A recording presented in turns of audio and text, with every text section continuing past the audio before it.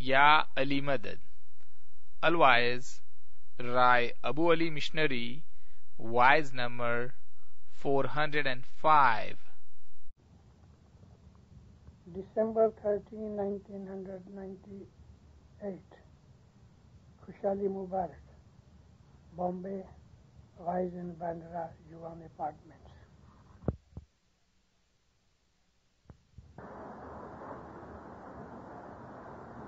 Allahumma salli ala Muhammad Mustafa Satgur Kahre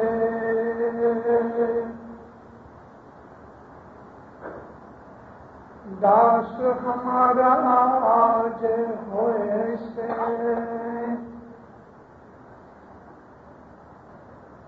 تیچھے ہمارا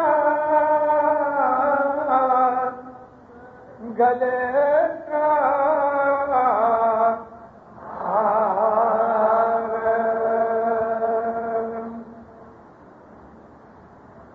ان گلے کا ہار کرینے راکھ تیرے مومن کے سکھ کا انت نہ پار تیرے سکھ کا انت نہ پار. یعنی سلامت مولانا حضرت امام شاہ کریم صلی اللہ علیہ وسلم.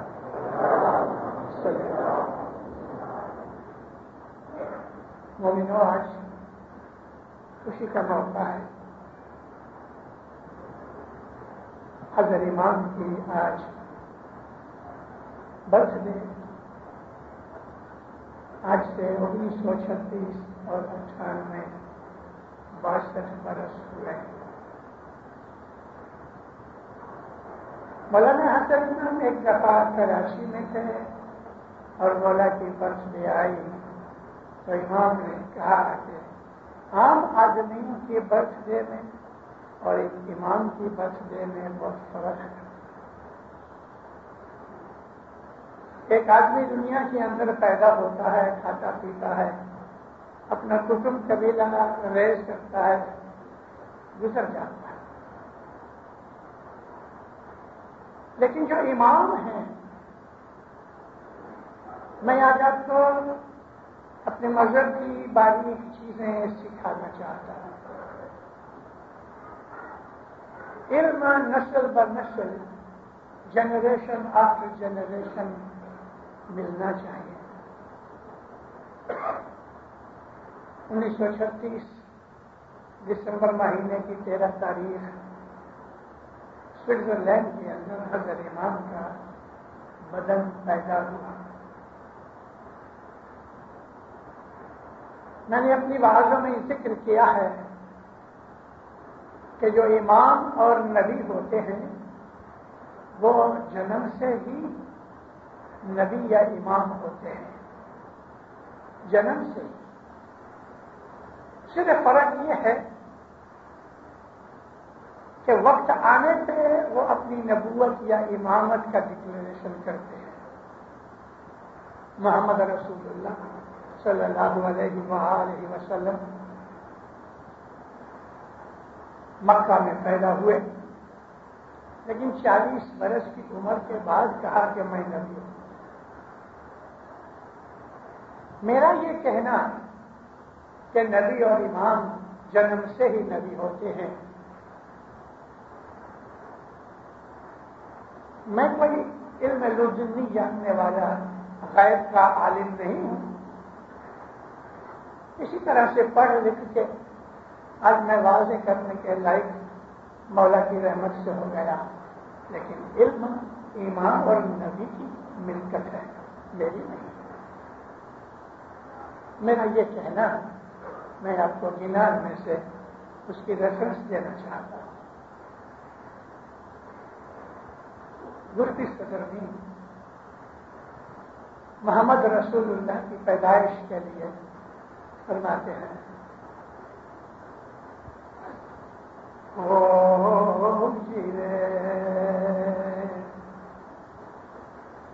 بھائی نے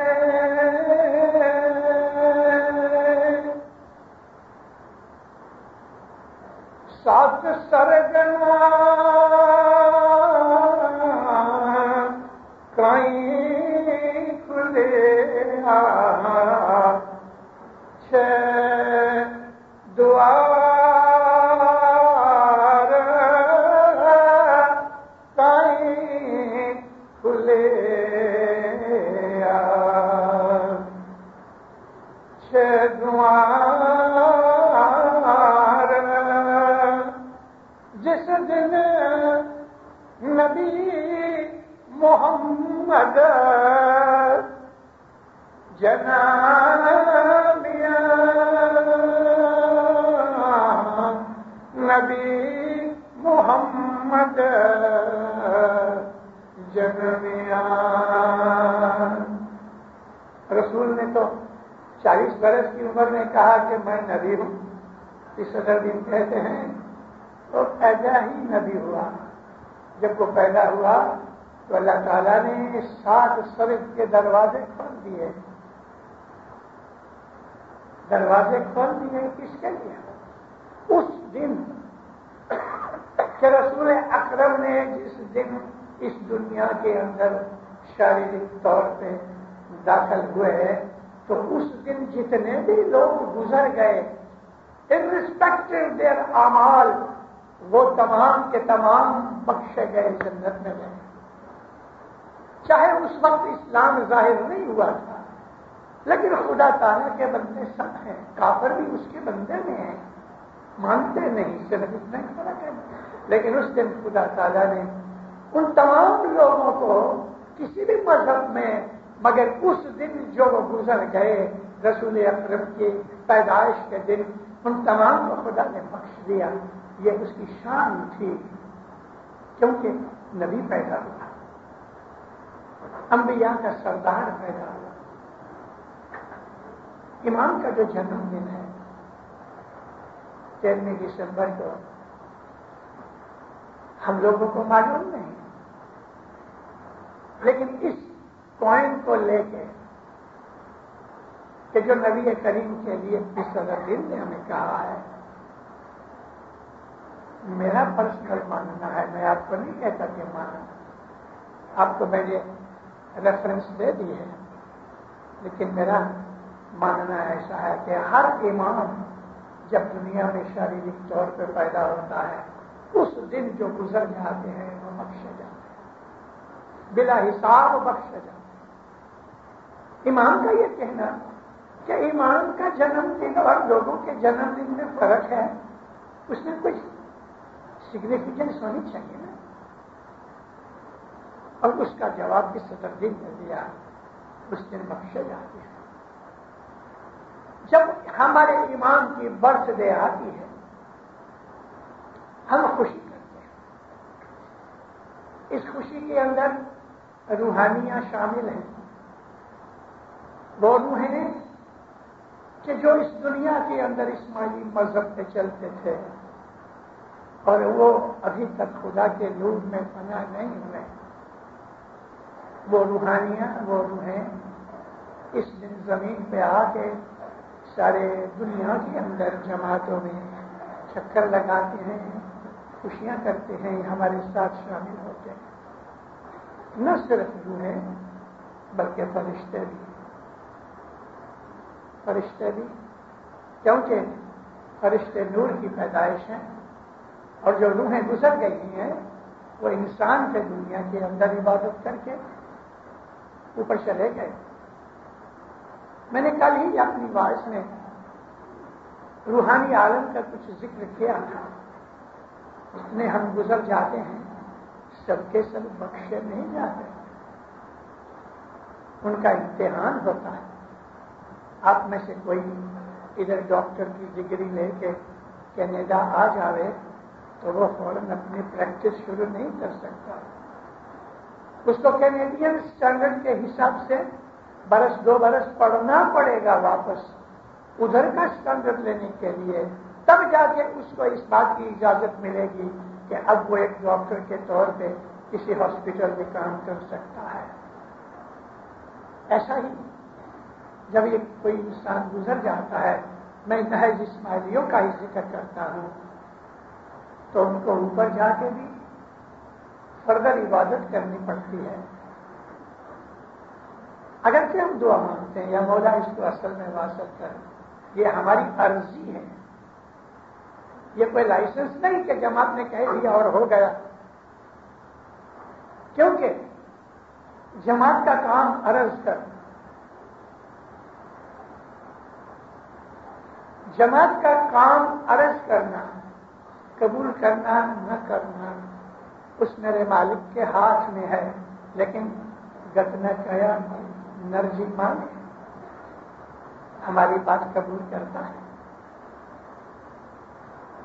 مگر یہ دیکھ کے کہ کس حد تک قبول کرنا۔ جماعتیں ایسی بھی ہیں عاجزی کرتی رہتی ہیں کہ مولا تو ادھر باندرا میں آ کے، بمبئی میں آ کے ہمیں دیدار دے۔ ہر روز ہم دعائیں مانگتے ہیں، ہمیں اس دعا کا فائدہ ضرور ملتا ہے، اس کا ثواب ملتا ہے۔ یہ کہنا کہ یا مولا تم ادھر آ ہمیں دیدار دے، یہ عبادت ہے اور اس کا ثواب ملتا ہے۔ ہم نے ایک نیک چیز مانگی، آج میں اپنے دل میں کچھ طے نہیں کیا، لیکن ادھر بیٹھے بیٹھے آج مجھے یہ خیال ہوا کہ دیدار کیا چیز ہے، کیا حضرت امام کو دیکھ لینا یہ دیدار ہے؟ ہاں، آرڈینری حالت میں یہ دیدار ہے، لیکن ہے کیا؟ اور وہ بھی امام کا دیدار۔ اے مومنین، مولانا حضرت امام ہمارے امام ہیں۔ امام سلطان محمد شہزادہ صلوات اللہ علیہ نے اپنا امامت کا نور شاہ کریم اپنے پوتے کو بخشا،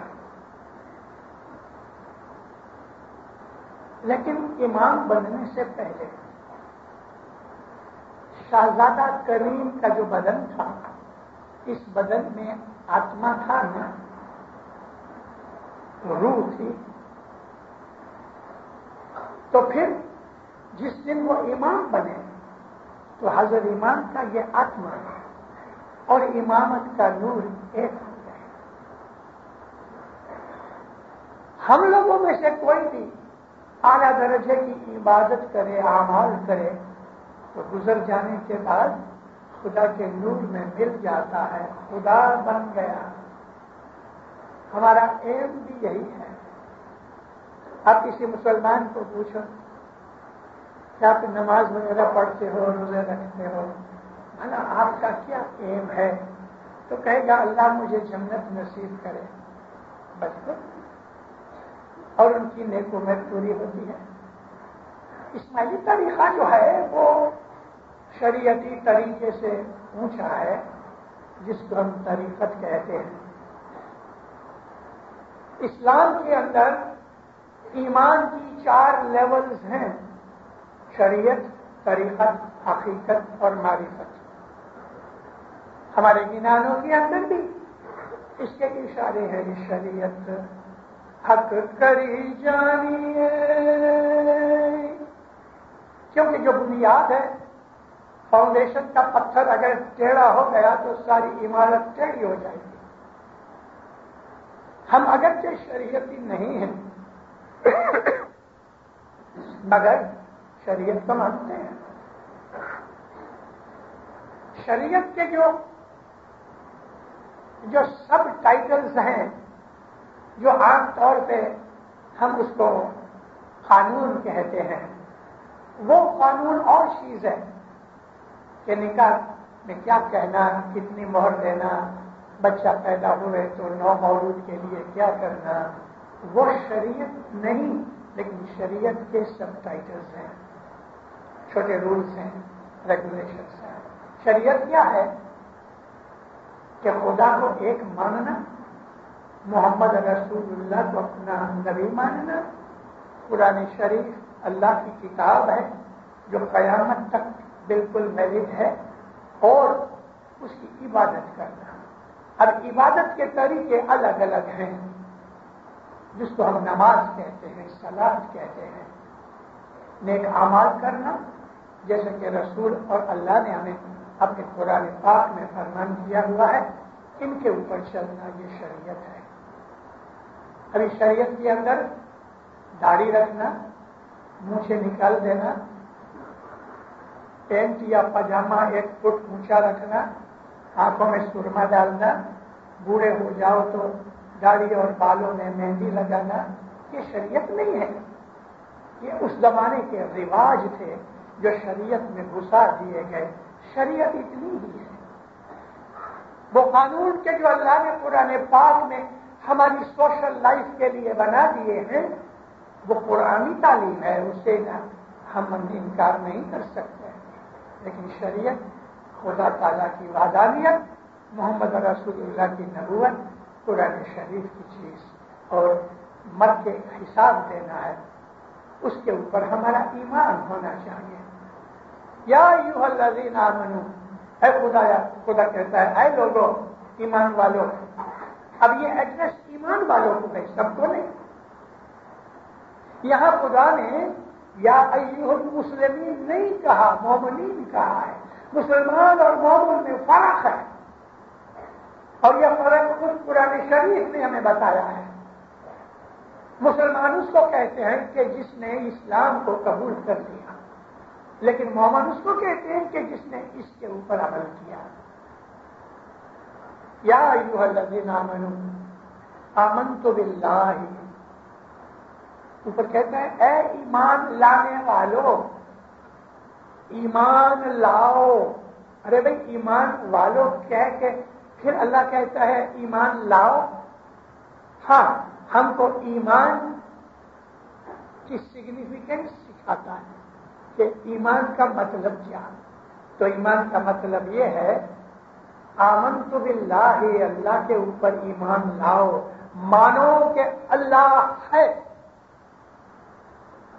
وملائکتہ، اور اس نے فرشتے بنائے ہیں، تو ان فرشتوں پر بھی ایمان لاؤ کہ فرشتے ہیں، اگرچہ ہمیں نظر نہیں آتے۔ وملائکتہ ورسلہ، اور اس نے جو رسول بھیجے دنیا کے اندر، ان کے اوپر ہمارا ایمان ہونا چاہیے۔ 1,24,000 124,000 نبی آئے، ان میں سے 114 رسول ہوئے۔ ان رسولوں پر ایمان لاؤ۔ آمنت باللہ وملائکتہ ورسلہ وکتبہ، اور اس نے جتنی کتابیں نازل کی ان پر بھی تمہارا ایمان ہونا چاہیے کہ خدا نے یہ کتابیں نازل کی، جیسا کہ تورات ہے، زبور ہے، انجیل ہے، قرآن ہے۔ یہ چاروں کتابیں خدا نے نازل کی، ان پہ ہمارا ایمان ہے۔ لیکن آپ کو یہ بھی کہہ دوں کہ ان 4 کتابوں کے درمیان بھی دوسری کتابیں چھوٹی چھوٹی اتری، جن کو کتاب کا نام نہیں دیا جاتا، صحیفہ کہتے ہیں، بک اینڈ بکلیٹس۔ ٹوٹل 114 صحیفے 4 کتابوں کے اندر سموئے گئے، اور ان تمام کا نچوڑ قرآن شریف میں موجود ہے۔ اس لیے قرآن کے 114 چیپٹرز بنائے گئے۔ اللہ پہ ایمان لاؤ، اس کے فرشتوں پہ ایمان لاؤ، اس کے رسولوں پر ایمان لاؤ، اس نے بھیجی ہوئی کتابیں ہیں ان پر ایمان لاؤ، والیوم الآخر، اور مر کے حساب دینا ہے، اس پر ایمان لاؤ۔ یہ شریعت ہے، اس کے بغیر ایمان بھی کامل نہیں۔ لیکن جو اس کے بعد کی دوسری لیول ہے، ہم نے نماز پڑھی، اسلام دین کے اصولوں پہ عمل کیا، اور اس کے اندر سے سمجھ لی کہ اس کے اندر فلسفی کیا ہے، تو فلسفی ہوئی جس کو ہم طریقت کہتے ہیں۔ تو مرشد کے بغیر طریقت نہیں آتی، مرشد کے پاس جانا چاہیے۔ رسول اکرم کے صحابیوں میں ایک صحابی تھے ابو ہریرہ، وہ ایکچولی رستے کے بھکاری تھے، اور نبی کریم کی 23 برس کی امامت میں 20ویں سال میں اسلام میں داخل ہوئے. ہمارے سنی بھائی ابو ہریرہ کی حدیثوں کے اوپر بڑا اعتقاد اور دارمدار رکھتے ہیں، لیکن شیعہ ابو ہریرہ کی حدیثوں پہ زیادہ زور نہیں دیتے. حضرت ابو ہریرہ رسول کے نزدیک آئے، 3 برس رہے، لیکن 5300 حدیثیں بیان کی. 3 برس کے دن کتنے؟ 1000 کے قریب، لیکن 5,500 حدیثیں حضرت ابو ہریرہ نے بیان کی. چلو یہ دیکھنے کے لیے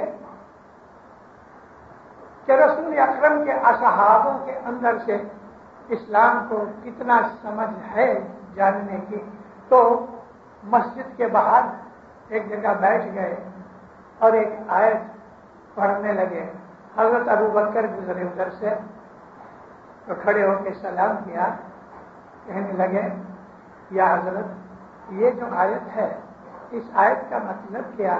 اور اس آیت کا مطلب یہ تھا، آیت یہ تھی کہ اے مسلمانوں تم اپنے بھوکے بھائی کو کھانا کھلایا کرو. اس نے کہا اس آیت کا مطلب یہ ہے کہ اپنے بھوکے کو کھانا کھلایا کرو. یہ کہہ کے چلے گئے. تھوڑی دیر ہوئی تو دوسرے صحابی حضرت عمر گزرے تو ان کو بھی یہی پوچھا، وہ بھی یہ مطلب بیان کر کے چلے گئے. اس طرح 3-4 صحابی آئے چلے گئے. مولا مرتضی علی آئے، کھڑا ہوا، کہا یا علی ایک مشکل آ پڑی. کیا ہے؟ کہ یہ جو آیت ہے بھلا اس کا مطلب کیا؟ مولا مرتضی علی مسکرائے، ہاتھ پکڑ کے کہتا چل میرے گھر کھانا کھائیں گے. ڈفرنس کا پتہ لگا؟ وہ اس کا مطلب بیان کر کے چلے گئے. مرتضی علی نے اس کا مطلب بیان نہیں کیا، لفظوں میں نہیں کہا، ہاتھ پکڑ کے لے گئے اور کھانا کھلا دیا. یہ تفاوت ہے شریعت اور طریقت کی. دوسری جو لیول ہے وہ طریقت ہے جس میں مرشد کی ضرورت ہے کہ اس کے بغیر ہمیں یہ سمجھ نہیں آتی کہ اسلام کیا ہے. حقیقت اور معرفت کو میں ابھی ٹچ نہیں کرتا، لیکن جب ہمیں مرشد ملتا ہے تو مرشد یہ ہے کہ جو اس پہ ایمان لایا جائے تو پھر وہ جو کہتا ہے وہ صحیح ہے. مرشد نے اگر ہمیں یہ کہا کہ 2 اور 2 4 نہیں 5 ہوتے ہیں، اور آپ نے دلیل کر دی کہ بھئی گن لو 2 اور 2 4 ہوتے ہیں، گرو جی 5 نہیں ہوتے، تو گرو کہے گا چلے جاؤ. کیونکہ گرو کا یہ کہنا کہ 5 کیوں ہوتے ہیں وہ اس نے نہیں پوچھا، اس نے اپنی عقل دوڑا دی. وہ اپنی عقل کو مرشد بنا بیٹھا اور مرشد کو اس نے عقل سے نیچا کر دیا، معاملہ ختم ہو گیا. ہماری جماعت میں ایسے بہت لوگ ہیں کہ جن کی عقل ان کی مرشد ہے اور جو مرشد ہے وہ ان کی عقل کے باہر ہے.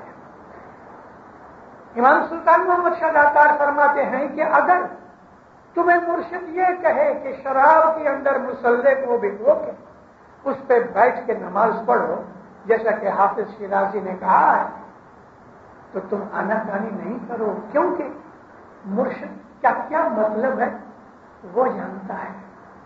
تمہارا کام اتنا ہی ہے کہ تم حکم کا عمل کرو، اور عمل کرو گے تو اس کی سمجھ آئے گی کہ یہ کیوں ہے. مولا کہتے ہیں حضرت امام سلطان محمد شاہ کا فرمان ہے، اس وقت مولا بڑے جماعت خانے کے اندر بیٹھے تھے، درخانے میں، دوپہر کا وقت تھا، دھوپ نکلی ہوئی ہے. مولا کہتے ہیں اس وقت ہم تمہیں کہیں کہ رات ہے تو تم مانو کہ رات ہے. اس وقت تم کہو گے کہ نہیں یہ دن ہے، کہ تم نے مرشد کو مرشد نہیں سمجھا، اپنی عقل کو مرشد بنایا. رات کا مطلب محض یہی نہیں کہ سورج ڈوب جاوے اندھیرا ہو جاوے.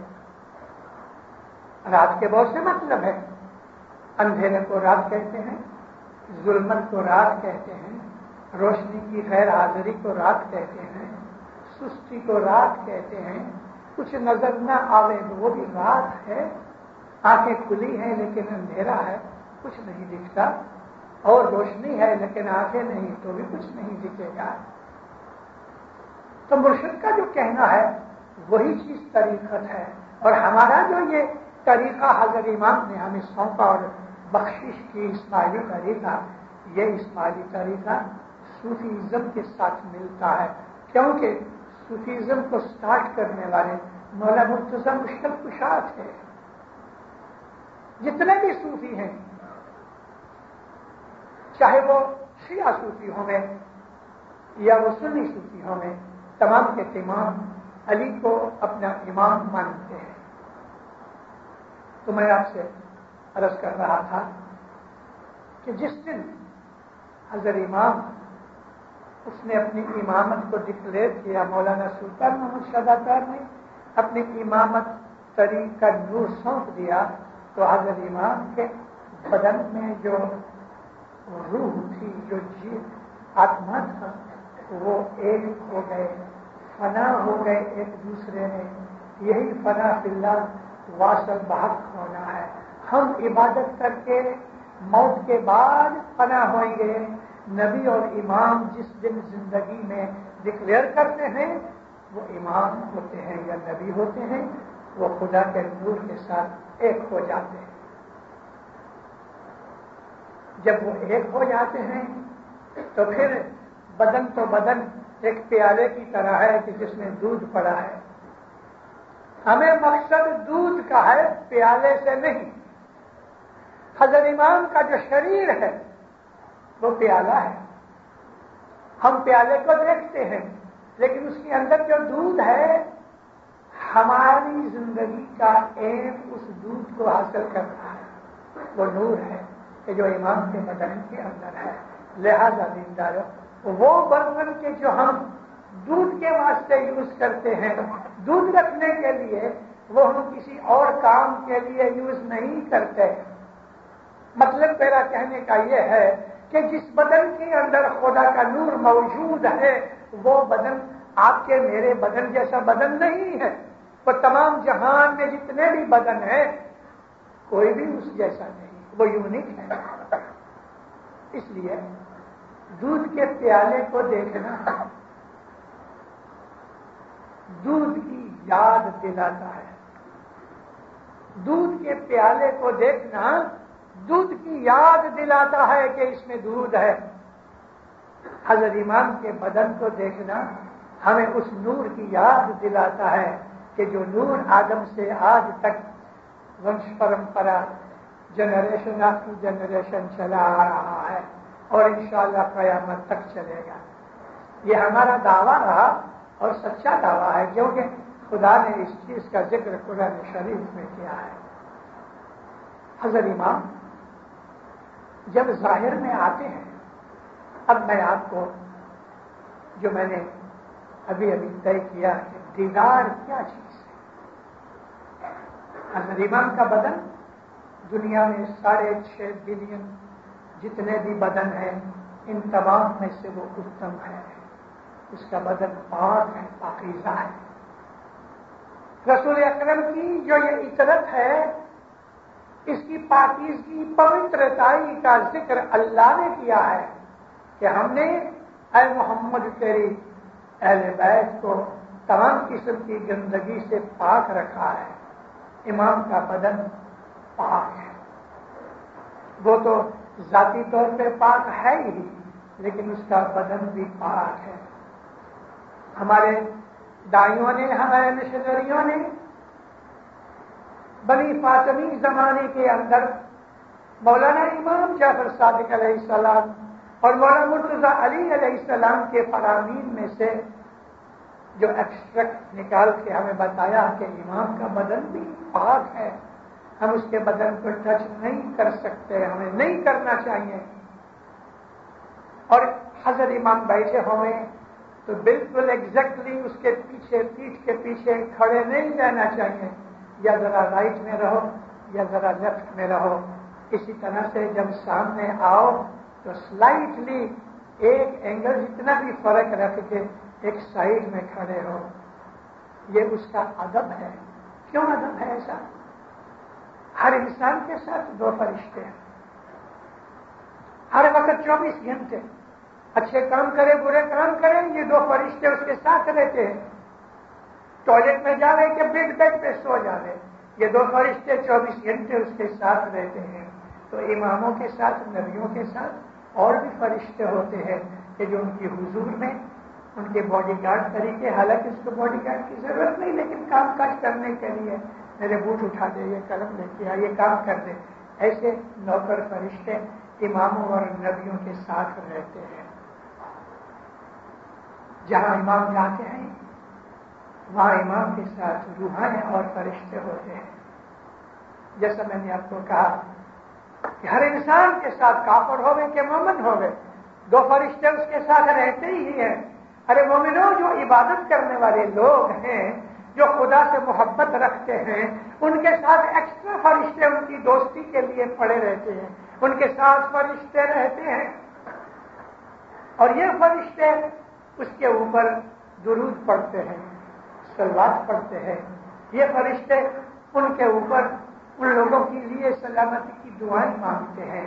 اور جب یہ مومن کسی دوسرے مومن کے لیے بھلائی کی دعا مانگتا ہے تو یہ فرشتے آمین کہتے ہیں تاکہ اے خدایا ان کی کلام کو تو قبول کر. امام جب آ کے ہمارے درمیان بیٹھتا ہے وہ بدنی حالت میں ہے، لیکن مومنوں اس کا چہرہ دیکھنا، بدن کا چہرہ دیکھنا، کیونکہ اس کے بدن کے اندر خون دوڑتا ہے، لہو کی سرکولیشن ہے، اور ہر لہو کے ہر ایٹم کے اندر نور موجود ہے. اس کا چہرہ دیکھنا خدا کی عبادت میں شامل ہے. رسول اکرم صلی اللہ علیہ وآلہ وسلم فرماتے ہیں کہ علی کے چہرے کو دیکھنا خدا کی عبادت ہے. رپورٹ ہے کہ رسول اکرم نے بھی عائشہ کے گھر بیٹھے تھے، لوگ آتے تھے جاتے تھے. روزہ رکھنے سے شریعت کی بات نہیں ہے. ہم لوگ 70-75% بیت الخیال میں ہیں. ہم جتنے بھی یہاں بیٹھے ہیں الحمدللہ ہم 70-80% بیت الخیال میں ہیں. ہم صبح کی عبادت کرنے والے ہیں. بیت الخیال کا طریقہ روحانی طریقہ ہے. روحانی بلندی، روحانی عظمت، امپروومنٹ، انہینسمنٹ کرنے کے لیے یہ طریقہ ہے. اور جو روزے ہیں وہ ہماری روح کو طاقت دیتے ہیں. ہر نبی نے، جتنے بھی نبی ہوئے نبوت کو ظاہر کرنے سے پہلے کسی نے 30 کسی نے 40 روزے رکھے. محمد پاک رسول اللہ نبوت ظاہر کرنے سے پہلے ہرا کی گفا میں کیو میں جا کے عبادت کیا کرتے تھے. لیکن نبوت ظاہر کرنے سے پہلے، یعنی کہ خدا تعالیٰ کی وحی ظاہر میں ان کے اوپر اترے، رمضان مہینے کی 23ویں رات تھی اور ہرا کی رات میں نبی کریم کے اوپر قرآن نازل ہونا شروع ہوا. اس کے پہلے 30 دن اور رات رسول اکرم عبادت میں بیٹھے رہے، نہ نیند کی، نہ کھایا، نہ پیا. 30 دن رات اور دن کسی انسان کی طاقت نہیں ہے 1 یا 2 دن کے سوا. 30 دن نہ نیندر کی، نہ کھایا نہ پیا، یوں ہی بیٹھے رہے. اور 23ویں رات کو جب 30 دن کی آخری رات ہوئی تو نبی کریم کے اوپر سورۃ العلق کی 5 آیتیں اتری. روزے ہم یہ سمجھتے ہیں کہ یہ مسلمان شریعتی ہیں، ان کے لیے نہیں دیندارو. روزوں کے اندر عبادت ہے، روزوں کے اندر روحانی طاقت ہے. روزہ رکھنے سے ہماری طبیعت ٹھیک ہوتی ہے، روزہ رکھنے سے ہمارا پیٹ صاف ہوتا ہے، مضبوط ہوتا ہے، ہمارا جگر جس کو لیور کہتے ہیں، خیالات پاک ہوتے ہیں. روزے کی وجہ سے ہمارے وچار پاک بنتے ہیں، غصہ گھٹ جاتا ہے. وہ لوگ کے جو مزدور ہیں وہ کبھی 2-4 روزے رکھنے میں تو چونکہ ان کو سخت محنت کرنی پڑتی ہے، اس واسطے ان کی جو انرجی ہے ڈپلیٹ ہو جانے کی وجہ سے کبھی کبھی وہ غصہ کر لیتے ہیں. لیکن ہمارے جماعت کے اندر مزدور نہیں ہے، پتھر توڑنے والے نہیں ہیں، موٹروں میں گھومنے والے ہیں. روزہ رکھو، بن سکے رکھو، مگر خدا نے تھوڑا الاؤنس دیا ہے. اللہ فرماتا ہے جو بوڑھے ہیں کہ جو روزے کی بھوک، یعنی روزے کی جو بھوک ہے، روزے کی وجہ سے بھوک زیادہ لگتی شاید، وہ برداشت نہیں کر سکتے. حاملہ عورتیں ہیں، بچے کو دودھ پلانے والی عورتیں ہیں، چھوٹے بچے ہیں، بیمار ہیں، مسافر ہیں، کتنا الاؤنس دیا ہے. یہ لوگ روزہ نہیں رکھ سکتے، نہ رکھے. لیکن پھر بھی تم روزہ رکھ سکتے ہو اور نہیں رکھنا چاہتے کوئی وجہ سے، تو اللہ کہتا ہے ایک مسکین کو کھانا کھلاؤ، ایک غلام کو فری کرو. اس کی آپشن دی ہے خدا نے، آپشن دی ہے، اور اس آپشن کا اپیوگ یوز ہو سکتا ہے. لیکن پھر بھی روزہ رکھنا بہت بڑے ثواب کا کام ہے. مومنوں، مسلمانوں کے ساتھ ملنا کوئی مشکل نہیں. قرآن حدیث میں سے کچھ چیزیں پڑھو اور اپنی گفتگو کے اندر اسلام کی باتیں کرو. لیکن یہ کہہ دینا ہم اسماعیلی لوگ روزہ نہیں رکھتے، ہم اسماعیلی لوگ قرآن نہیں پڑھتے، یہ ہماری بھول ہوتی ہے، یہ برابر نہیں. تو اسلام کے ساتھ ملنے سے ہمارے حضرت امام کو ایزی پڑ جاتا ہے کہ مسلمانوں کے ساتھ ملے. ورنہ وہ لوگ امام کو ہمارا داخلہ، ہماری مثالیں دے کے کہتے ہیں تیرے مرید ایسے ہیں. یہ نہیں ہونا چاہیے. امام کو ہمیں مددگار بننا چاہیے اور امام کا دیدار طلب کرنا چاہیے. مگر سب سے بڑی اونچی چیز نورانی دیدار ہے. مومنوں، میں آپ کو عرض کرتا ہوں، آپ اپنے آپ کو یاد کرو، اپنی بیعت کو یاد کرو، اپنے پرومس کو یاد کرو. صبح کی عبادت کیا کرو. صبح کی عبادت سے آپ کو دنیا کے فائدے بھی بہت ہوں گے، لیکن دنیا کے فائدے کو ایم بنا کے صبح کی عبادت کی بات میں نہیں کرتا. میں بات کرتا ہوں روحانیت کے لیے کہ آپ کی روحانی طاقت بڑھے اور اس کا اثر آپ کی دنیاوی زندگی کے اوپر پڑے گا. بہت سے ایسے گھر ہیں کہ جہاں جھگڑے ہیں، بہت سی ایسی بیماریاں ہیں کہ جاتی نہیں. لوگوں کی نظر میں ہماری توقیر و عزت گھٹ جاتی ہے کیونکہ ہم بعض ایسی بدیاں کرتے ہیں کہ جس کا اثر انڈائریکٹلی ہماری زندگی کے اوپر پڑتا ہے، اور یہ چیز مناسب نہیں. آج ہمارے مولانا حاضر امام کا جس کو ہم پیار کرتے ہیں، اپنا مولا مانتے ہیں، اس کا جنم دن ہے. آج ہم پلج کریں اپنے دل کے اندر، اپنے دل کے اندر یہ پلج کریں کہ آج سے میں ایک بری چھوڑ دوں گا. اگر کوئی شراب پیتا ہے تو کہہ دے رہے کہ آج سے میں شراب نہیں پیوں گا. اگر کوئی جوا کھیلتا ہے تو کہہ دے رہے آج سے میں جوا نہیں کھیلوں گا. اگر کوئی آدمی نے کسی سے جھگڑا کیا ہے تو کہہ دے رہے آج سے میں جھگڑا نہیں کروں گا. گھروں کے اندر بھی اپنی جو میریڈ لائف ہے اس کو بھی اچھا بناؤ تاکہ میریڈ لائف کی جو خوشی اور سکھ ہے وہ صبح کی عبادت میں ہمیں کام آتی ہے. میریڈ لائف کا سکھ اور خوشیاں صبح کی عبادت میں ہمیں کام مددگار ملتا ہے، ہمیں فائدہ ملتا ہے کیونکہ من میں سکون ہوتا ہے. اس وجہ سے میری عرض یہ ہے، آپ کو مبارک، خوشیوں اور برکتوں سے آپ کے گھر بھرے رہے، آپ کی آل اور اولاد دین و دنیا کی نعمتیں پاوے. مولا آپ کے تمام دشمنوں کو دور کرے. مولا آپ کی آفتوں بلاؤں کو دفع دور کرے. مولا آپ کو اچھی تندرستی اور عزت آبرو میں وڈھارا کرے. دوستوں سکریت میں پورا رکھے. ہر روز جماعت خانے آنے کی توفیق دے رہے. مولا آپ کے کار روزگار میں برکت دے رہے. مولا آپ کی عزت آبرو زیادہ کرے. مولا آپ کی دعائیں قبول کرے. خوشیوں برکتوں سے آپ کے گھر اور آپ کی دل بھرے رہے. مولا آپ کی ہر نیک امید پوری کرے. اور آج کی اس مبارک رات کی میں پھر آپ کو مبارک دیتا ہوں. سکھی آباد رہو. ایسا